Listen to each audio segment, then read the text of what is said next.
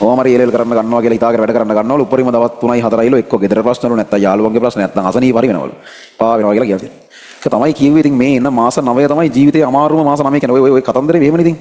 ප්‍රශ්න විසඳලා ඉවර වෙලා වැඩ කරනවා කියලා එකක් නැහැ නේ. මම කලිනුත් කියලා දෙන්නේ. මිනිස්සුන්ට එහෙම තියෙනවා තමයි ප්‍රශ්න. මේක එහෙම බැලන්ස් සාධාරණ එහෙම ලෝකයක් නෙවෙයිද. මේකේ ඒකේ කාට සමහරුන්ට කිසි ප්‍රශ්නයක් නැතුව වැඩ කරන්න පුළුවන්.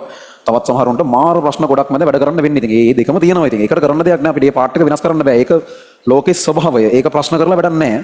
කොහොම කරත් ඔය කාටවත් ගිහිල්ලා එක පේපර් එකක් ලියන්න වෙන්නේ. මේක එහෙම සාධාරණ නෑ තමයි. ඒක ඇත්ත. හැබැයි ඉතින් මේ විවිධ කන්ඩිෂන්ස් එකේ කොහොම හරි ඔය හැම જાතියෙම මේ කියන්නේ කිසිම අවුලක් නැතුව ඉඳලා කෙලවෙන්නේ වුණොත් ඉන්නවා. මොකෝත්ම ප්‍රශ්නත් හැබැයි උන් කරගත්ත දෙයක්වත් නැහැ. ඒ වගේම අනිත් පැත්තට ඉන්නවා සියලු ප්‍රශ්න වලටත් මුහුණ දීලා මේ වැඩේ හරියට කොහොම හරි කරගන්නේ වුණොත් ඉන්නවා.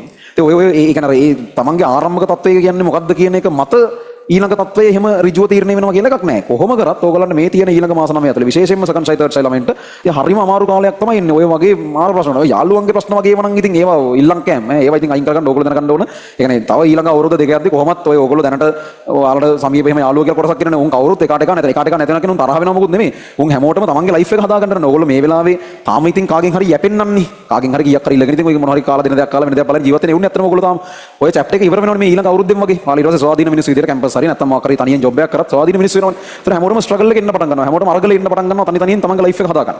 ඒතර ඒකත් එක්ක කාටවත් එහෙම අනිත් උන් එක්ක ඔය දැන් ඉන්න විදිහට එහෙම ඉන්න බැරි වෙනවා. කොහොමත් මිනිස්සු තනි මිනිස්සු විදිහට ගිහිල්ලා ආය අවුරුදු 5කින් විතර තමයි ආය හම්බෙන්නේ. කියන්නේ හරියම මං විදිහට. ඇත්තටම අවුරුදු 3-4ක් තියෙනවා කිසිම එහෙම දැනට තියෙන මානව සම්බන්ධතා සියල්ලම වගේ නැති වෙලා යනවා. ඉතින් උන් තම තමන්ගේ පාරවල් හදාගෙන ගිහිල්ලා තම තමන්ගේ ලයිෆ් එක හදාගෙන ඊට පස්සේ ටිකක් මේ දේවල් වලින් නිදහස් වෙදී ආය හම්බෙන එහෙම එකක් තමයි වෙන්නේ. දැන් ඔයගොල්ලෝ මේ වැඩිහිටි ජීවිතේට ලෑස්ති වෙන්න ඕනේ. ඉතින් ඒක තමයි ඔයාලට ඊළඟට එන්න දෙන චැප්ටර් එක. ඒත් යාළුවන්ගේ ප්‍රශ්න වගේ ඒවා එහෙම මේ කාලේ තියෙනවා කියන්නේ ඒක කෙලින්ම මෝඩකමක්. ඒක කියන්නේ ඒම නෑ. කියන්නේ යාළුවෝ කියන එකම කොලින්ම තව අවුරුද්දක් දෙකක් යද්දී ඒක සම්පූර්ණයෙන් නැති වෙලා යනවා. ඒ කියන්නේ ඔයගොල්ලෝ හිතයි නෑ එහෙම වෙන්නේ නෑ. අපිට මාර යාළුවෝ අපේ ළඟ එහෙම යාළුවෝ නැති වෙන්නේ එහෙම කොයිද කියලා. ඉතින් බලාගෙන ඉන්නකො ඉතින් කොහොම තමයි අපිත් හිතන් හිටියේ. අපේ ඊට පෙමුණුත් එහෙම තමයි හිතන් හිටියේ. එහෙම නෑ.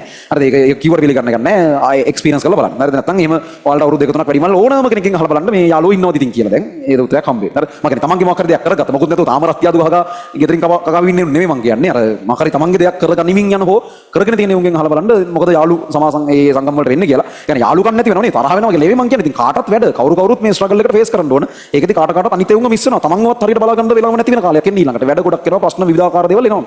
ඒතර ඔය ප්‍රශ්න විසඳලා ඉවරලා වැඩ කරනවා කියලා එකක් නැහැ. වැඩ කරලා ඒකෙන් ප්‍රශ්න විසඳනවා කියලා එකක් තමයි තියෙන්නේ. ඒ කියන්නේ ඕගොල්ලන්ට විවිධ ගෙවල් වල ප්‍රශ්න වගේ අනම්මනම් දේවල් කොහොමවත් නැති වෙන්නේ. ඔයාලා මේ වැඩේ ඉවර කරොත් විතරයි. ඔයාලා මේක හරියට කරගත්තේ නැත්නම් ඔය ප්‍රශ්න නිසා කවදත් ඔයාලට ඔය ප්‍රශ්න ටික ඉතුරු වෙනවා. ඔයාලට ඔය ප්‍රශ්න ටික නැති කරන්න පුළුවන් එකම විදිය මේක තමයි. ඒතර තේරුම් ගන්න ප්‍රශ්න තියෙන නිසා තමයි වැඩ කරන්න ඕනේ කියලා. ඒ ළමෙක් කියනවා මට ප්‍රශ්නේ මට වැඩ කරන්න බෑ කියලා. ඔයාලට ගොඩක් වැරදිලා. ප්‍රශ්න තියෙන නිසායි වැඩ කරන්න ඕනේ. ප්‍රශ්න නැත්තම් වැඩ කරන්න එපා. ඉතින් මොකටද වැඩ කරන්නේ? ප්‍රශ්න නෑනේ. අපි වැඩ කරන්නේ ප්‍රශ්න විසඳන්න. ඒතර ප්‍රශ්න තියෙනවා නම් එහෙම වෙන කරදර නම් වැඩ නොකර ඉන්නම නම් හේතු තියෙන්නේ. හැම පැත්තම අවුල් නම් ඒ තරමට ඔයා තේරුම් ගන්නවා වැඩ කරන්න යෝන්නේ. ඉතින් මොකද මේ ප්‍රශ්න විසඳන්න අපි වැඩ කරන්නේ. ගෙවල් වල ප්‍රශ්න ඉන්නේ ගොඩාක් වෙලාවට. ඉතින් ආර්ථික මේ වශයෙන් හරි මොන හරි ගැටලුකාරී තත්ත්ව නිසානේ බොහෝ විට. හරි. ඉතින් එතකොට මේ දේවල් විසඳන්න පුළුවන් ඔයාට මේකෙන් මොකක් හරි සමාජ ස්ථාවරත්වයක් හදාගන්න එකකින් විතරනේ. සමහරක් වෙලාවට ඔය සමහරක් ළමයින්ගේ ගෙවල් වල තියෙන ප්‍රශ්න විසඳන්න බෑ. ඒ කියන්නේ මේ මිනිස්සු ප්‍රශ්න දරුණු කරගෙන වැඩි. ඒ ප්‍රශ්න විසඳන්න බෑ. ඔයාට පුළුවන් එකම දේ එතනින් අයින් වෙන එක විතරයි. අයින් වෙලා අම්මලාට තාත්තලාට සලකගෙන නමුත් මේ ප්‍රශ්න වලට කලවම් වෙන්නේ නැතුව ඉන්න විතරයි ඔයාට පුළුවන්. ඒ තරමට මේ මිනිස්සු මේව අවුල් කරගෙන සමහරක් වෙලාවට. එහෙම ළමයි යති. ඒ කියන්නේ ගෙවල් වල තියෙන ප්‍රශ්න ගිහිලා තියෙන ලෙවල් එකේ හැටියට ඒක බෑ දැන් විසඳන්න බෑ. ඔක්කොම විනාශ කරගෙන තියෙන. ඒතර ඔයාට කරන්න පුළුවන් එකම දේ ඔයාට මේ ප්‍රශ්න දැන් විසඳන්න බෑ. ඒක උඩුදුවල වැඩි. ඔයාට පුළුවන් මේ අම්මලාට තාත්තලාට හරි ඒ ගෙදර ඉන්න මිනිස්සුන්ට සලකගෙන නමුත් ඔයා මේ ප්‍රශ්න වලට ගෑවෙන්නේ නැතුව ඉන්න. ඉතින් ඒකට ඔයා මාර ස්වාධීන වෙන්න ඕන. එහෙනම් තනි මිනිස්සෙක් වෙන්න ඕන. ඒ කියන්නේ ඔයාට සියලු දේ ඔයාට තනියෙන් කරගන්න පුළුවන් වෙනවා. මේ මං කියන්නේ ලබන අවුරුද්ද ඊළඟ අවුරුද්ද වෙද්දී. කැම්පස් යනවා නම් කැම්පස් යන ගමන් මොකක් හරි පාර්ට් ටයිම් ජොබ් එකක් කරලා දැන් අපි මේ අවුරුද්දේ බැරි වෙයි ඊළඟ අවුරුද්දේ ඉඳන් අපෙන් ඉගෙනගෙන කැම්පස් ගියපු ළමයින්ට හෝ එහෙම නැති වුණත් අවුලක් වෙන්නේ නැති වෙයි වෙනම ජොබ් මාකට් එකක්. ඒ කියන්නේ පාර්ට් ටයිම් කරන්න පුළුවන් මොන හරි ජොබ් ටිකක්. එහෙම ටිකක් හදලා දෙන්න උත්සාහ කරනවා. ඒකට ළමයිකට එතකොට ඒ ලෙවල් ඉවරලා කැම්පස් යනකොට ගෙදරින් සතපහක්ව ගන්න ඕනේ. දැන් ඇතිනේ බං ගත්ත ගෙවල් වලින් සල්ලි කරන. ඔය මිනිසුන්ට ඔය කරන්න පුළුවන්කම කර නෙවෙයි නේ කරන්නේ. ඔය ඇතිනේ. එතකොට මේක වෙනස් කරන්න මෙතනින් මේක ඉවර කරලා කැම්පස් එකට ගියාට පස්සේ කැම්පස් එකේදී ඕගොල්ලෝගේ ඒ වියදම ඔයාලා කොහොම හරි පාර්ට් ටයිම් ජොබ් එකක් කරලා කොහොම හරි හම්බ කරගන්න. ඒ ගෙවල් වලට අතරන් සල්ලි තියනවා නම් මං කියන්නේ එහෙම කරන්න ඕනේ නැහැ. නමුත් ඒ ඕගොල්ලෝ අපි බහුතර එහෙම නෙවෙයි වැඩි ඕනේ නැහැ. ඉතින් මේ ටියුෂන් මම පටන් ගන්න එහෙම. ඔය 2017 ඒ ලෙවල් ඉවරනකොට ඔය අයිඩියා එක මට එනවා. ඉතින් තවදුරටත් මේක කරන්න බෑ කියලා. මොකද මම කියන්නේ අපේ ගම ගොන්නෑ කළා මම එතකොට කොළඹ ඇවිල්ලා හොස්ටල් වල එහෙම ඉන්නේ. එතකොට ඒකට යන වියදම වැඩිනේ. ඒ කියන්නේ කොළඹ එන්න යන්නයි, ඒ මිනිස්සුන්ට එන්න යන්නයි, යාළුවට වැඩක් කරගන්නත් බෑ නම් මනම් එහෙම ඒවත් එක මේ සමහරකට අධික වියදමක් ගියා මාව මෙහෙ තියලා ඒ නඩත්තු කරන්න. හරි. ඒකට වෙන මොනවටත් නෙවෙයි. ඉතින් ඒ අර ඉන්න බෝඩින් වල ඒවට ගාස්තුව නම් මනම් ඒ දේවල් වලට යන වියදම් ටික වැඩි. කොහොමද යන්න එන්න උනත් යන වියදම සාපේක්ෂ වැඩි. ඉතින් ඒකත් එක්ක මට තිබුණා එන ගිල්ටි ෆීලිං එකක් මේ ඕගොල්ලන්ට ඇති. සෙකන්ඩ් සයි තර්ඩ් සයි ළමයින්ට අනිවාර්යෙන් ඇති. ගෙවල් වලින් පන්ති වලට යන්න ක්ලාස් ෆීස් ඉල්ලනකොට ඔයාලට දැනෙන්න ඕන හරිද එන නිකන් මොකද්ද මන්ද වැරදකාරී හැඟීමක්. ඒක වෙන්න ඕන. ඒක හොඳයි. ඒ කියන්නේ ඒ හැඟීම හොඳ නෑ. හැබැයි ඒ හැඟීම හරව ගන්න වැඩ කරන පැත්තට.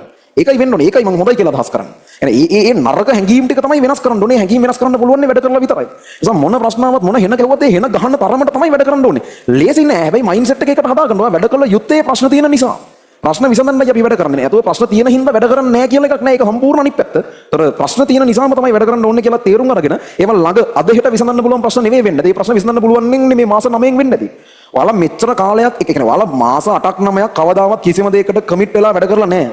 කල්පනා කරලා එක දිගට මාස 9ක් අකණ්ඩව එක දෙයකට මහන්සි වෙලා කවදා හරි වැඩ කරලා තියෙනවද කියලා නෑ කවදාවත් ඔක. එහෙම කරලා නම් ඔයාලා එහෙම රිවිෂන් එකකට එන්නේ නෑ සෙකන්ඩ් සයික් එකට තර්ඩ් සයික් එකට ළමයි. එහෙම අකණ්ඩව මාස 9ක් එක දිගට කැප කරලා බලලා තියෙනවා නම් ඔයාලට හිතා ගන්න බැරි ලෙවල් එකේ කැපැසිටි එකක් ඕගලන්ට දෙන්න පුළුවන් මාස 9ක් අකණ්ඩව මේ වැඩේ කරගෙන ගියොත්. ඒ නිසා හරියට ඔය අනම්මනම් හිතන්නේ නැතුව පරිබාහිර ප්‍රශ්න අනම්මනම් කොහොම තිබ්බත් කොහොම හරි බහැලා මේ ගේම් එක ඇතුළේ වැඩ කරගෙන යන්න ඔයාලට හිතන්නත් බැරි දෙයක් කරන්න පුළුවන්. අරග හැමතිස්සෙම ඔලුවට ගන්න ප්‍රශ්න එන තරමට තමයි වැඩ කරන්න ඕනේ. ඒවා විසඳන්න ඕනේ. මේක ඉක්මනට ඉවර කරන්න. ඉවර කරලා කැම්පස් යන්න. කැම්පස් ගියාට පස්සේ කැම්පස් එකේ ඩිග්‍රී එක කරනකම තමයි මොකක් හරි පාර්ට් ටයිම් ජොබ් එකක් කරලා කීයක් හරි හම්බ කරගන්න. පුළුවන් නම් ඒකෙන් කීයක් හරි ඉතුරු කරලා අම්මලාට තාත්තලාට දෙන්න. මේ ටියුෂන් පටන් ගන්න එහෙම මම. ඒ කියන්නේ මෙහෙමපත් වෙන්න කරපුවට නෙවෙයි මේක. මේ කැම්පස් යන කාල සීමාව පුරාවට ගෙවල් වලින් සල්ලි ඉල්ලන්න ලැජ්ජකමට. ඒ කියන්නේ මට ඒ ලැජ්ජාව කලින්ම ආවා. ඒ කියන්නේ ඒ ලෙවල් ඉවර වුණාට පස්සේ ඉතින් ආයෙ බෑ. ඒ කියන්නේ තව ඉල්ලන්න ඒක අවුල්. ඒ කියන්නේ මම සෑහෙන වියදම් කරලා තියෙනවා අපේ ගෙදරට. අපේ ගෙදර ඉඳලා තියෙන 3 දෙනාකින් වැඩිම වියදම් වෙලා තියෙන මම නිසා. මොකද මම කොළඹ හින්දා අයියා කුරුණෑගලම හිටියේ. මල්ලි දෙවි කුරුණෑගල. ඒතකොට යාට ගමේනේ නගරමනි ඉස්කෝලේ ප්‍රශ්නයක් නැහැ. ලොකු වියදමක් කියන්නේ නැහැ. මල්ලි එනකොට මමත් කොහොමත් කොළඹ අවුරුදු ගණනක් ඉඳලා මල්ලි කොළඹට එනවා ශත මාසලා. යා එනකොට මම කොළඹ ඉඳලා නිසා අපේ කට්ටියට කොළඹ පුරුදුයි. එතකොට ගෙවල් එහෙමත් කුලියට අරගෙන මෙහෙ. එතකොට පොඩ්ඩක් වියදම් අඩු වෙන ක්‍රමයක් මොකක් හරි හදාගෙන තිබුණා. ඒ හින්දා මට තමයි වැඩිපුරම වියදම් වෙලා තිබුණේ. ඒ වැඩිකාරී හැංගීම හින්දා ඒකෙන් ගැලවෙන්න තමයි කැම්පස් යනකොට හෝ ඊට පස්සේ ආයෙ කීයක්වත් ගෙදරින් ඉල්ලන්නේ නැහැ කියලා මෙහෙම වැඩ පටන් අරගෙන බොඩුවට යන්නේ. ඒක හිතුවේ නැති විදිහටපත් වුණා. මම කියන්නේ එහෙම වෙන්න ඕනේ නැහනේ. අපි කැම්පස් යනකම කීයක් හරි වියදම හොයාගන්න අපිට තිබුණා. ඊට පස්සේ මොකක් හරි අපිට කැමති දෙයක් කරගෙන යන්න පුළුවන්. ඒ නිසා ඒකේ පාර්ට් ටයිම් ජොබ් එකක් වෙන්න පුළුවන්. ඕන එකක්. ඒ තම තමයි මම කියලා ඇති ඕගලන්ට අර චිත්‍රය ඉඳලා මාසෙට ලක්ෂ 2-3 හොයන මෙඩිකල් ෆැකල්ටි කියලා ළමයි ඉන්නවා. ෆයිනල් එකෙත් 3 ලක්ෂ 3 විතර හොයලා තියෙනවා. ඒ කියන්නේ ඔය චිත්‍රාන් ඉන්න පුළුවන් ළමයින්ට ඔය ඩිජිටල් විදිහට ඔය මොන හරි චිත්‍රය ඉඳලා ඒවා විකුණන්න පුළුවන් හොඳ මාකට් එකක් තියෙනවා. අර ළමා කතන්දර වලට. ඔය වගේ තව අපි නොදන්න මාකට් ඕන තරම් තියෙනවා. මම මේක දැකපු නිසා කියන්නේ. ඒක දැක්කේ නැත්නම් මම දන්නේවත් නැහැ මේකක් තියෙනවා කියලා. ඕගොල්ලෝ හිතනවා ඉතින් මොනවද කරන්න පුළුවන් එහෙම කියලා. ඕන තරම් තියෙනවා හොයන්නයි ඕනේ.